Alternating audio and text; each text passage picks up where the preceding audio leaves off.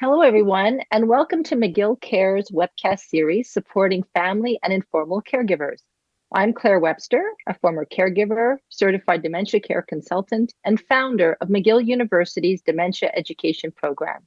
I work with a dynamic team of leading healthcare professionals to oversee the program, who include Dr. José Moret from the Division of Geriatric Medicine and Dr. Serge Gauthier, Professor Emeritus, formerly of the McGill University Research Center for Studies in Aging.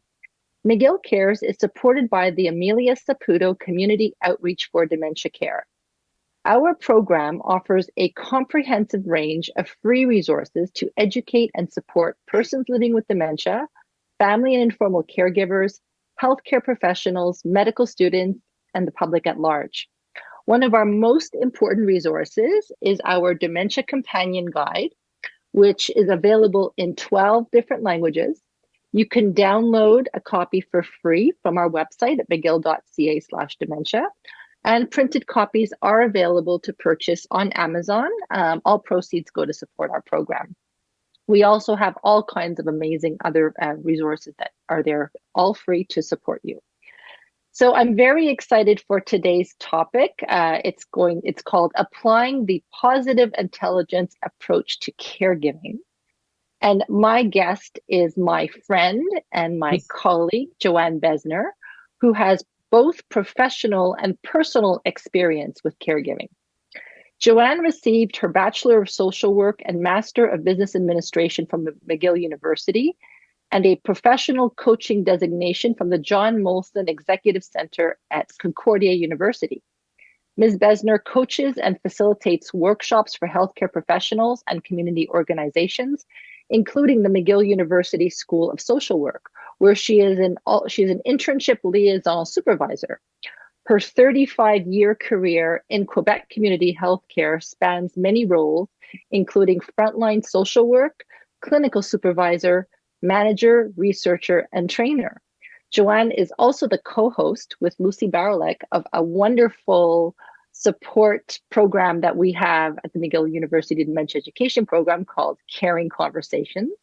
And most importantly, Joanne has been part of our program since we initiated back in 2017. Welcome to McGill Cares, Joanne. Thank you. Thank you for the introduction. And yes, the best part is the last part. I'm so privileged to work with you and your team, Claire. Thank you. So this is a really important topic. You're going to be talking today about how negative emotions can interfere with our ability to manage difficult situations. And you're going to be offering tools to help us respond constructively to challenging situations. So what is positive intelligence and why is it so important to learn about this? So I'm actually going to start with the second part of the question first, why it's so important to talk about this today and understand it a little more. And I'm going to start with you, Claire, because you have developed an incredible library of resources, the Dementia Education Program, and we have you have to give talks like these, interviews, equip caregivers with so much incredible information and education, including all the webinars on caring conversations. So we're all doing a lot of telling and sharing all this research and information, which is incredibly valuable. But being informed is the first step. So whenever we really want to integrate and make change in our lives, 20% accounts for everything we learn, but 80% is practice, is really being able to integrate all this information into our lives. And that's the hard part. So we're going to talk today about how to actually do that. And positive intelligence is one way to do that. And I want to share a little bit about my story that you explained. After I retired from my career in healthcare and I became a coach, I'm a lifetime learner like you, and I'm constantly taking webinars, and I stumbled on positive intelligence, and it was life-changing for me. So I took the course to enhance my coaching and my training, but I was so impressed with the approach that I took it on as my own life operating system. And that's why I feel strongly about sharing it, because I think it speaks to everything, but it can really speak to caregivers. So, okay, so what is it exactly, positive intelligence? So, as you said, it's a way to deal with life's challenges in a positive versus a negative mindset. And if we can do that, our behavior and outcomes can be different. And we want to be in that state where we're experiencing positive emotions like empathy versus anger or guilt. But right off the bat, I want to clarify, I am not talking about toxic positivity. I'm not talking about putting on rose-colored glasses or pretending that everything's okay. We really don't want to do that. This is an operating system that was developed by Shirzad Chamine. And later in my slides, I'll show you his book. I actually meant to bring it on here, but I forgot that I had lent it to somebody. So Shirzad Chamine, he was a Harvard-educated scholar, businessman, coach, and he developed this approach that actually combines a lot of things we're already familiar with, like positive psychology, cognitive psychology, neuroscience, and behavior science, but added in a lot of the Eastern ways of mindfulness and meditation and breathing. And he put it all together with these cutting edge practices, and he kind of packaged all these concepts into one very simple approach that's easy to understand and easy to do. And that's why I like it so much, because anybody can do it. And the approach is similar to going to the gym and working out. So, you know, the way we go to the gym and we lift weights to get physically fit. Do you work out, Claire? Because I do. I do. I think I remember that, and you're in good. Yeah.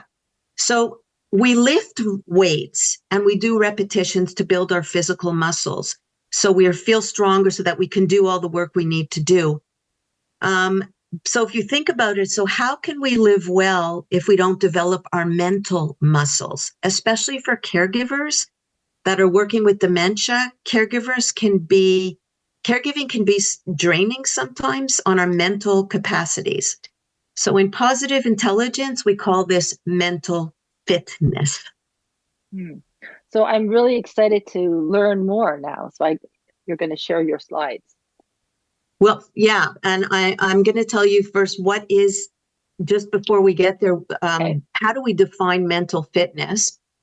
So I wanted to say also, you know, when everything's going really, really well and you feel calm and you feel clear-headed and you can pretty much tackle anything, it's almost like you're in that zone and nothing gets to you. And that's when you really have a capacity to even help other people with their issues. But when you're feeling stressed or stressed out, the littlest thing triggers us and can get to us, and it can set us off. So we want to really get into what those triggers are. And when we feel triggered, we can get emotional and impatient and fed up, and then we go down the rabbit hole, or we withdraw. So the interesting thing is, what if we could learn to use triggers and negative emotions to alert us rather than getting hijacked? And what if, when we felt those alerts, those negative emotions, we turn them into opportunities to grow our mental muscles in order to handle the challenges in a positive versus the negative mindset? So this is where I'm going to get into how do we grow those muscles, and positive intelligence teaches us some very simple exercises, how to get mentally fit. Here's where I'm going to now share some slides with you. So I have some slides to help understand this a little bit better. And first, I just want to draw your attention to the book. So this is the book Positive Intelligence by Shirzad Chamine. And the main message that we get from this first is, you know, we see a hand on a hot stove. And of course, we want to say, you can see it's starting to sizzle. Get your hand off that hot stove. Camping out in negative emotions hurts your ability to see clearly and respond appropriately for ourselves and others. So as I was saying before, we all of us get triggered and experience negative feelings like anxiety, fear, guilt, shame. And is pain helpful to us? Yes, pain is helpful, but as an alert. We don't want to camp out in our negative emotions. And as caregivers, we do feel pain. Sometimes we get so tired. You know, when you're so exhausted, you can even feel nauseous. It hurts so much. Or we're distressed. When we're distressed, you can feel that physical pain of caregiving. So you might ask, well, why would we want to keep our hand on the hot stove? Why would we want to stay in those negative emotions? But in fact, some of us do. Some of us don't take our hand off that hot stove. And to understand why, we really have to take a few minutes and look and understand how our brain works, our mind. So our mind, as we know, could be our best friend, but it can also be our worst enemy. We all have these negative thoughts that get in our way, and in positive intelligence, we call them saboteurs. We all have them. I have them, Claire, you have them, and everybody joining us today has these saboteurs. They're those voices in our head that tell us we can't do this, we're not good enough. They interfere with our ability to manage our emotions and to respond to the people we're taking care of, our families, other care providers, and the professionals that we work with. So in the positive intelligence model, there are 10 saboteurs, and I'm going to introduce you to each one of them. I'm going to start with these first 9 in front of you. And these saboteurs, they swoop in and they mess with our minds. And as I said, they're here in the audience today, along with all of you, even though we didn't invite them here. And I'm just going to ask you, as I go through each one very briefly, I want to invite you to take a pen and paper, or if you don't have one, just think, as I'm describing it, does anything speak to you? Do you recognize your own self or behaviors in this? And I'm going to be very vulnerable with you, and I'll share some of mine that pop up. Claire, you can feel free if you like to join in. So I'm going to start here on our left. We see the controller. And actually, before I go into them, I just want to say this, though. Our saboteurs, they're not defects in ourselves. They actually come from our greatest strengths. So keep that in mind as we go through them. So the controller, if we have this saboteur, it comes with that need to take charge and control situations and control everything that is going on. So, you know, and I have to, okay, this is one of mine. I definitely like to be in control of situations. But imagine as a caregiver, if that is taken to a heightened degree, it's very hard to let go. You know, you think, how can anyone else do it as well as I can? So it's very hard to delegate. It's hard to seek respite. Hyperachiever is the next one. A hyperachiever is when you feel dependent on constant great performance and achievement for self-respect and self-validation. I've always been a high achiever, so I can relate to this. But imagine as a caregiver, it might be that someone feels like, okay, I'm going to take this role on and I'm going to be the best caregiver, and I'm going to take all that information I learn and from the dementia education program and what's in the booklet, and I'm going to be the best possible. But what happens is then you're so hard on yourself, and if you're not reaching that level of expectation, it makes you feel like you're not measuring up. And then there's the restless saboteur. The restless saboteur, it makes you feel constantly in search of greater excitement. What's the next thing? You're always keeping busy and you're rarely at peace with what you're doing. So, you know, that's someone who's constantly multitasking, or you might be thinking, you know what, my care receiver should go to a day center every single day. They should be constantly stimulated, always thinking about the next medication or the next treatment. And what's difficult about having this saboteur is it doesn't let you rest. It doesn't let you really focus on what's going on right now. And then we have the stickler, and the stickler is just kind of what it sounds like. It's perfectionism, but taken really to just an impossible height or taken too far. So yes, we like to, things to be well done and perfect, but that's just impossible to strive for. And it's very exhausting. And with the disease of dementia, how can we be perfect? How can we even predict what it's going to be like? The next one I think might be very important for many of us, and it's pleaser, because many people who are helpers or caregivers have that pleasing saboteur. This is one that I own up to myself. And this is where you're indirectly trying to get acceptance and affection by helping and pleasing and rescuing other people. And you do this to a point where you lose sight of your own needs. So I think this is something that people might really relate to. And this really, we see in caregivers where they really just neglect their own needs, don't take care of themselves, but then it can lead to resentment because your tank is empty. So then we move on. There's hypervigilant. Hypervigilance is when you're continually anxious about the dangers. You're waiting for that shoe to drop. So if you know the different stages of dementia, you're maybe thinking, oh my God, I saw a sign, we're going into the next stage. So that just keeps you hypervigilant. Avoider is an interesting one because it's where you kind of say, okay, you're not going to pay attention to anything negative. Just focus on the positive and pleasant, but in an extreme way. And this really leads to denial. And we don't want to do this. We want to be aware. We want to be in reality because we want to make sure that we notice when risk factors or dangerous things are happening. And then, so where are we now? There's the victim. A victim is where your emotions and your temperament, you're really always going to that piece of where the only thing you're doing is you're a victim of your caregiving, and it's always negative. This is draining, and it's also isolating because if you're constantly talking about your role and how painful it is, people might not really want to be with you so much. And then finally, the last one is hyper-rational.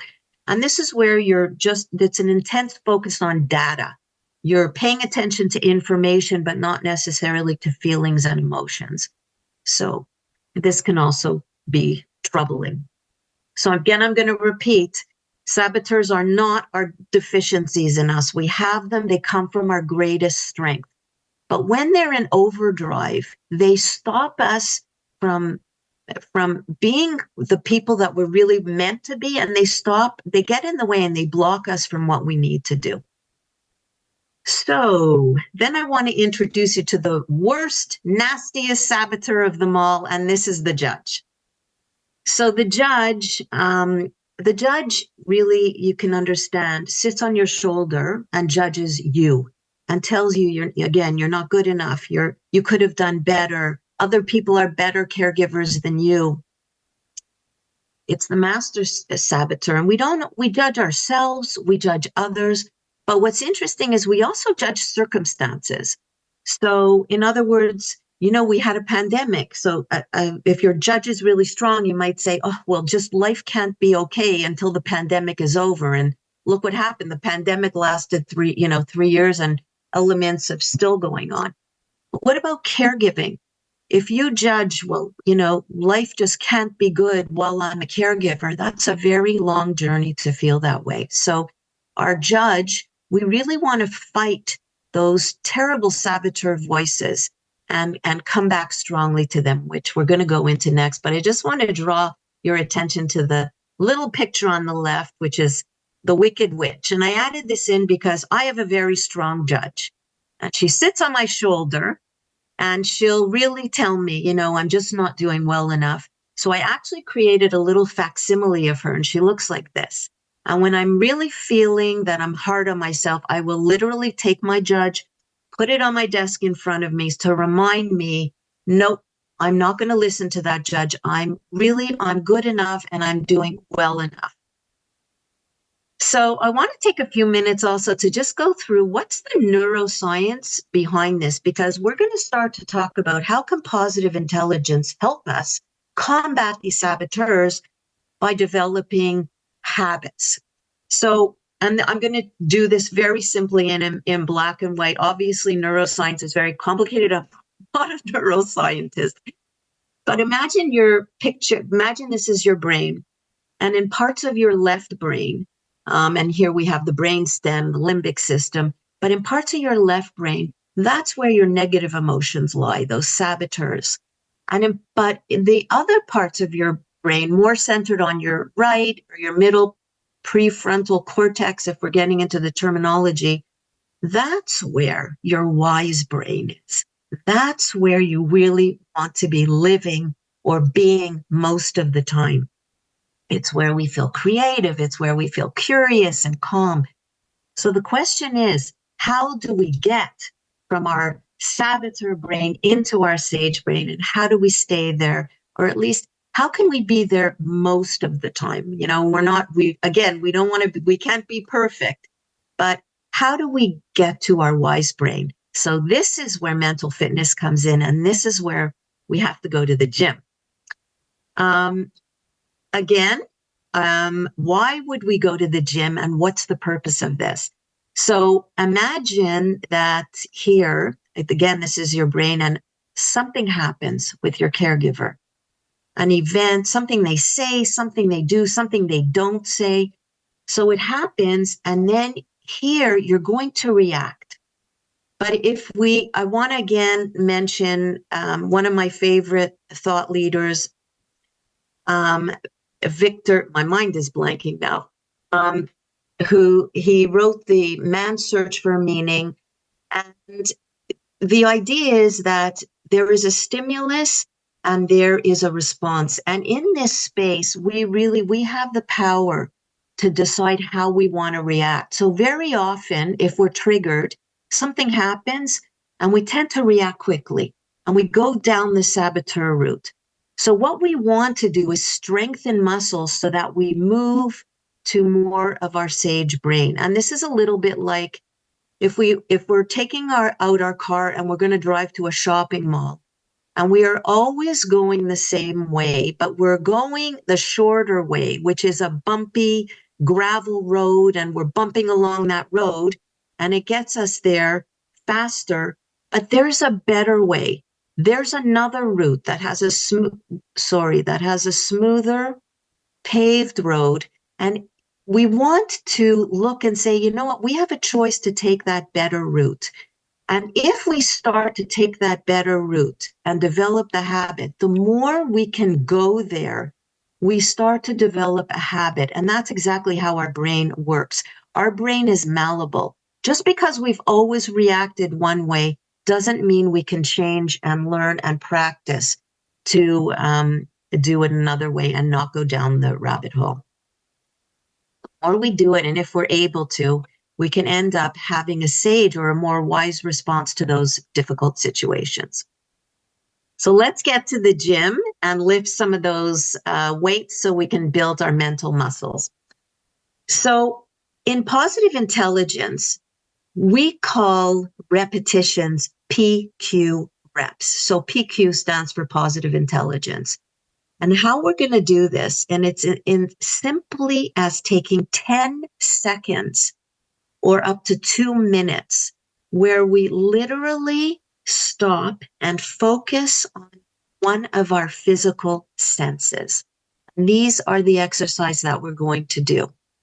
So you exquisitely focus on a sensation, and what that does is it actually pauses your brain so that you can calm yourself down and choose that better road, that better path that we described. So somebody who's familiar with yoga or mindfulness or meditation might be saying, I know how to do that. I do my breathing, the thing is, not all of us do yoga. Not all of us are able to meditate. And what's really interesting about positive intelligence and these PQ reps is that they're very quick. We can do them by just taking 2 minutes of these exercises. They're small actions, and by doing them a few times a day, or when things happen to us, we can really retrain our brain. So now I'm actually want to share some of those exercises with you, because as Claire mentioned, I'm describing it, I'm giving you the information, but we want to really get into what are the tools that can help us do this. So breath, here in front of you, you see 5 ways or 5 senses that can help you to build your mental muscles so you can make the shift from your saboteur brain to your sage brain. The first one is breath, and this one most people are very familiar with. It's a first go-to. Very often we say pause and take a breath. And this is essential. So I'm actually want you, if you're able, to join in with me. So breathing, if you're going to do PQ reps of breath, it looks like this. You literally take a breath in and take a breath out. And take another one. Breath in and breath out. And as we do that, we're focusing exquisitely on our breathing. And that stops our brain from ruminating and circulating. You can't feel stressed if you're focusing. You're listening to your breath and you're feeling your breath. You can do this for 10 seconds or 2 minutes, whatever time you have, and it can really stop and make a difference in whatever behavior is going to come next. So there are other ways too that I want to bring to your attention. Touch is another one of my favorites. So I want to demonstrate that if you just touch your fingers very lightly together and you start to run your fingers down one palm and then up again, down your other palm. And if you're doing this with me, you will feel those very tingly sensations very slowly.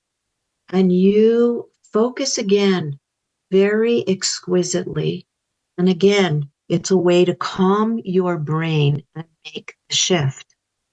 Another way is visual PQ reps. By that, you take something and you look at it as if you've never seen it before.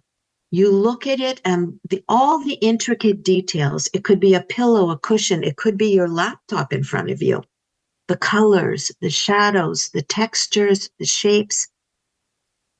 Another one is auditory. And again, this is one of my favorite ones. You close your eyes and just listen. Listen to the closest sound you can hear. Sometimes it's the sound of your breath. Listen to the furthest sound you can hear. Sometimes it's your refrigerator buzzing in the background.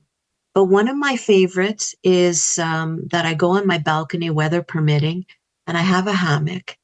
I sit on my hammock and I close my eyes and I listen to the furthest sound. Could be construction or cars honking. Then I listen to the closest sound, which might be birds chirping. And again, you do that for a couple of minutes, and it's a really great way to calm your brain. And finally, you can do the same with taste by putting something in your mouth and feeling the texture and even smelling what it brings to you. So those are just a very quick description or a few of the tools and kinds of exercises. There are so many in the positive intelligence model. There are also other things that we can find on apps around us. If you have an iWatch, there's a mindfulness app. There's apps called Calm. But the simplicity of the positive intelligence approach is just 4 steps. I want to review them with you now. It's 1. If you're feeling those negative emotions in you, stop. You are being hijacked by your saboteurs. You're in saboteur mode, so pause. Number 2, do some PQ reps, those exercises we just went through to quiet the saboteurs and activate your sage, which is your wise brain, that right side brain, where you want to be in a better frame of mind so that you can act instead of react. You can respond better. Third, assume the hypothesis that whatever it is, whatever problem you're dealing with, you can change it into a gift or an opportunity. And fourth, you want to generate, how do you generate this gift? But you want to be able to use that wise brain now that you're there in that calm state to use your empathy and your curiosity and think about, okay, I'm in this tough situation. How can I change this? How can I convert it to something that is going to help me grow, to bring me to a better place? So that sums up pretty much what the positive intelligence model is. It's about being more in charge of your emotions and being able to integrate all this wonderful information, research that we share with you, bring awareness to what triggers you, and be able to better respond and react. And I just want to end this the slides by asking you, can you take 2 minutes? I know as caregivers, we're so busy and occupied, especially if the person lives with you. Can you take 2 minutes a few times a day to calm your mind? Can you notice your saboteurs before they hijack you? Are you able to practice empathy and curiosity to influence your energy output, because it's so exhausting? And can you make the shift? Can you go to that gym and strengthen your mental muscles, do mental fitness so that you can change your habits, really observe change?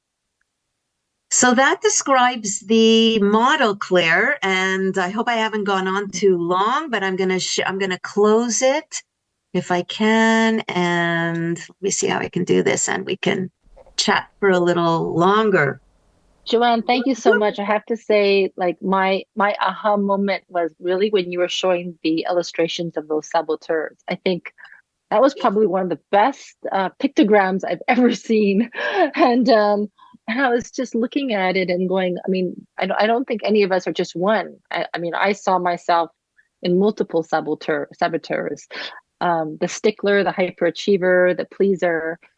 And, for sure it had a big impact on me when I was a caregiver.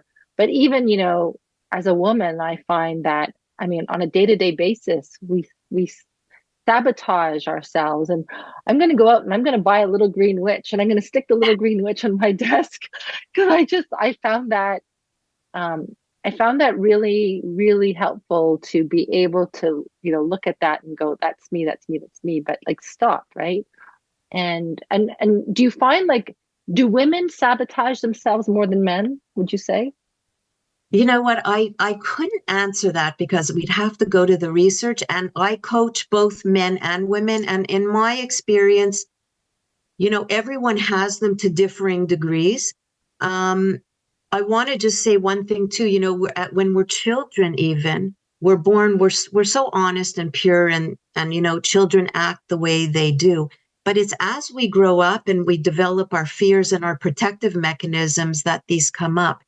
But I want to highlight, we're not our saboteurs. Like, you are not a stickler or a perfectionist.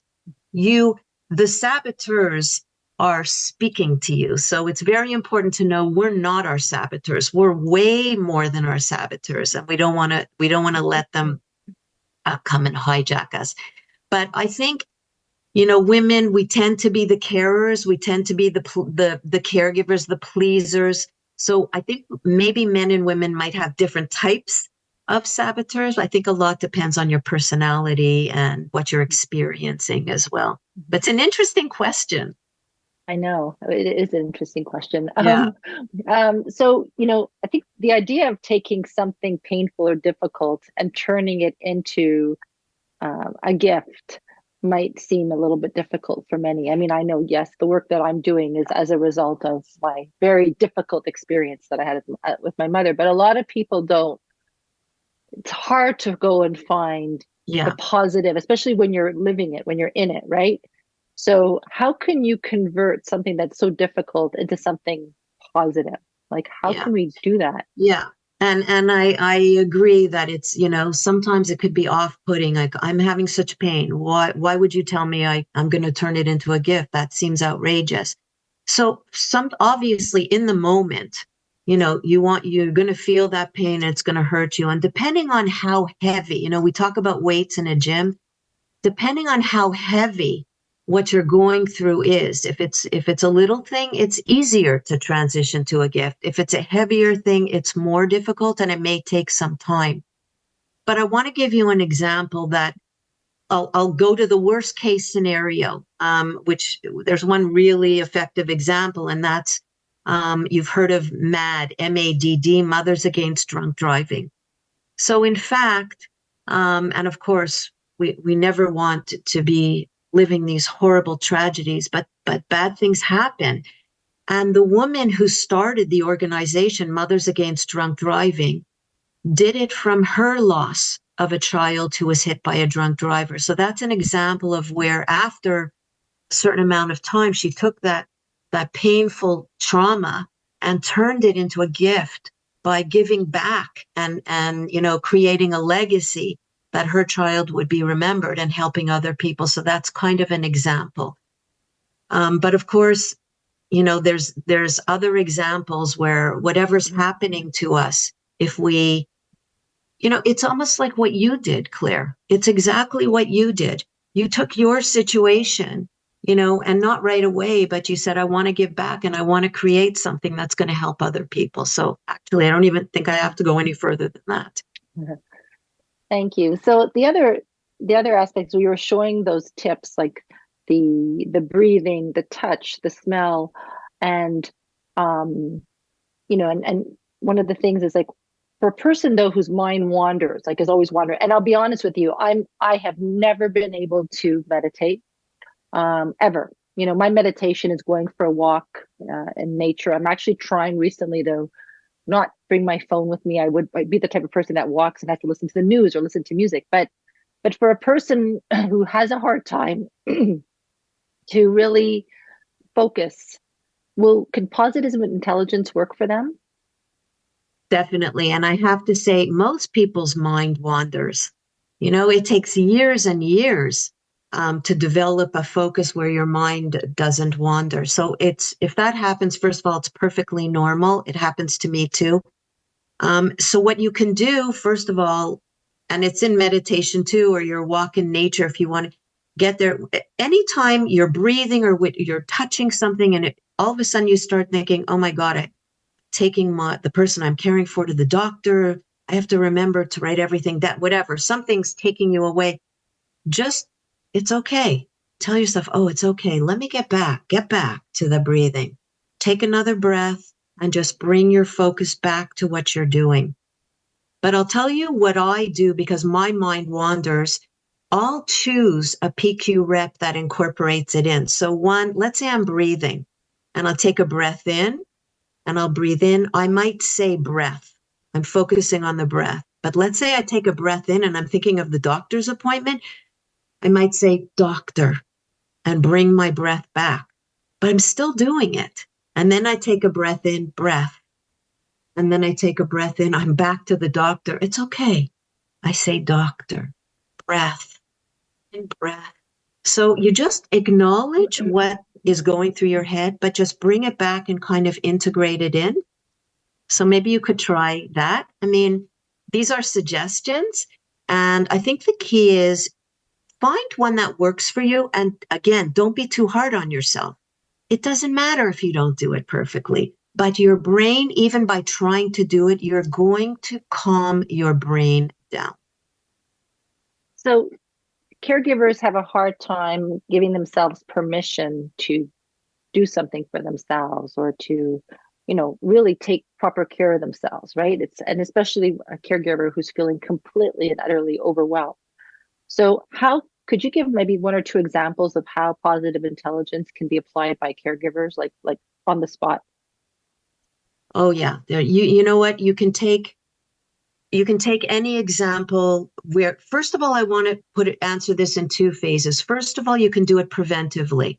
So let's say you're going into a situation or you're gonna be having a very stressful day, and it might provoke the person you're caring for. You can do these PQ reps from positive intelligence in advance. And this is really part of the whole program is you do it a few times a day. So you wake up in the morning, take 2 minutes. Again, not everybody can meditate for half an hour, but start your day by calming your brain. That's doing something good for yourself. And that's at least predisposing yourself to being calmer. But then let's say you're taking let's say it's the holidays and you're taking your person you're caring for to a family gathering. And, we've had a few presentations on really difficult behaviors. So I'm going to take this as an example.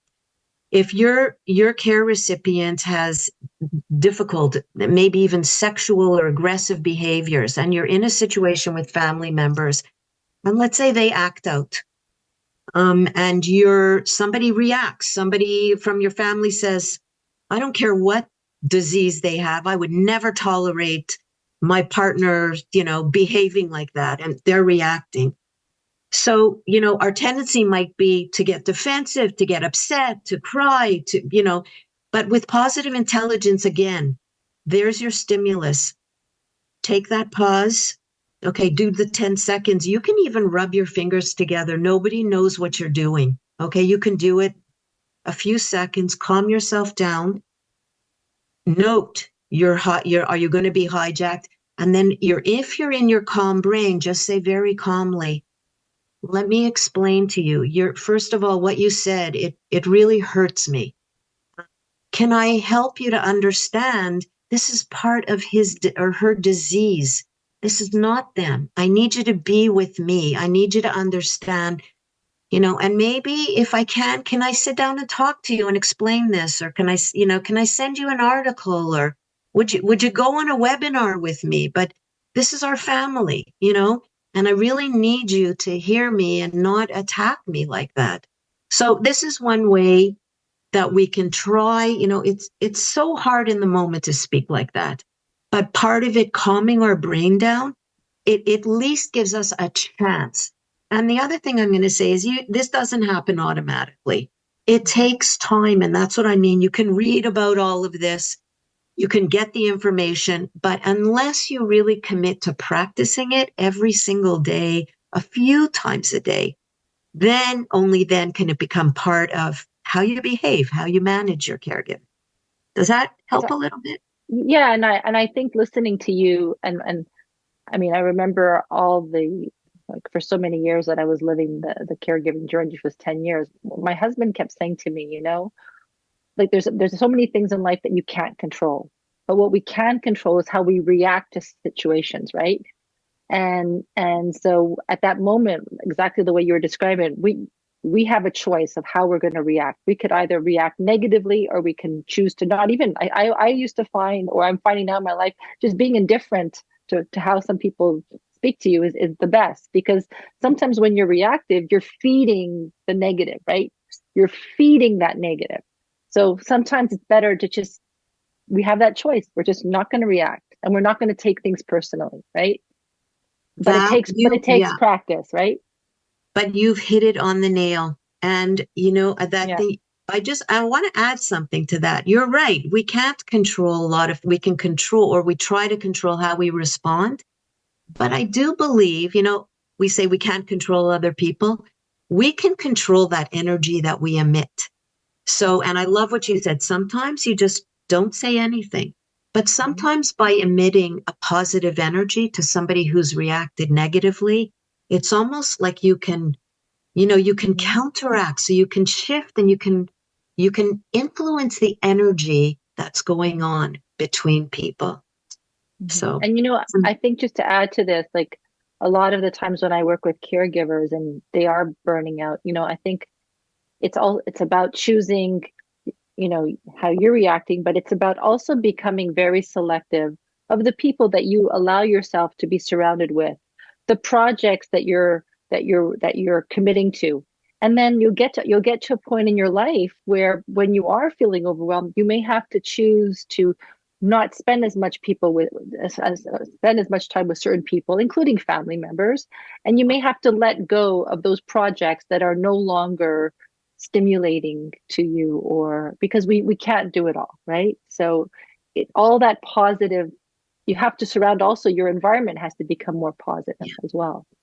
That's really great advice. And, this is what we call setting our boundaries and saying, being choosy. And I think, Claire, we do that as we get older, right? As we get older and wiser. Yeah. Yeah. So, Joanne, how could people learn more about positive intelligence? So there's the book. I showed you the slide. You can find that on Amazon, or you can go to positiveintelligence.com on the website, and you can learn more about it. And there are coaches and people who teach the techniques, but just start there by positiveintelligence.com. Well, thank you so much for taking the time to be with us today. And for those viewers, please make sure to go and look at all the amazing caring conversation episodes that Joanne and Lucy have done together. They are all recorded. Such invaluable information for care partners. And I really encourage everybody to go to our website and look up Caring Conversations and see what they've created, which is amazing. Thank you for being with us today. Thank you for giving me the opportunity to talk about positive intelligence, Claire. Be well. So this webcast is an initiative of the McGill University Dementia Education Program, which is funded by private donations. If you would like to make a contribution to our program or for more information, please visit us at mcgill.ca/dementia. And if you would like to join our mailing list to be notified about upcoming episodes of McGill Cares, Caring Conversations, or other important program initiatives that we have, please email us at dementia@mcgill.ca. You can also subscribe to our mailing list on our website. Thank you for watching.